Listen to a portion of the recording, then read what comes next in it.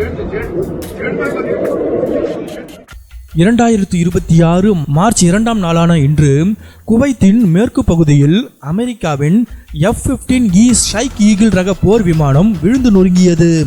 மத்திய கிழக்கில் நிலவி வரும் போர் பதற்றங்களுக்கு மத்தியில் இந்த விபத்து நிகழ்ந்துள்ளது.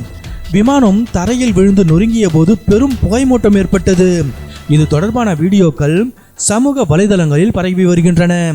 விமானம் கீழே விழுவதற்கு முன்பே அதிலிருந்த விமானி பாராசூட் மூலம் பத்திரமாக தரையிறங்கினார். அவர் உயிருடன் இருப்பதாகவும் அவருக்கு லேசான காயங்கள் மட்டுமே ஏற்பட்டுள்ளதாகவும் முதற்கட்ட தகவல்கள் தெரிவிக்கின்றன. விமானம் விழுந்த பிறகு அங்கு வந்த குவைத் நாட்டு மக்கள் விமானிக்கு முதலுதவி அளித்து அவரை மருத்துவமனைக்கு அழைத்துச் செல்ல உதவினர். விபத்துக்கான அதிகாரப்பூர்வ காரணம் இன்னும் அறிவிக்கப்படவில்லை.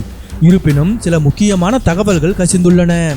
அதாவது இந்த விமானம் குவைத் விமானப்படை அல்லது குவைத்தின் வான் பாதுகாப்பு சாதனங்களால் தவறுதலாக சுட்டு வீழ்த்தப்பட்டிருக்கலாம் என்ற சந்தேகம் நிலவி வருகிறது. ஈரான் மற்றும் அமெரிக்காவுக்கு இடையே மத்திய கிழக்கு பிராந்தியத்தில் நிலவும் கடும் மோதல்களுக்கு மத்தியில் இந்த விபத்து நடந்துள்ளது.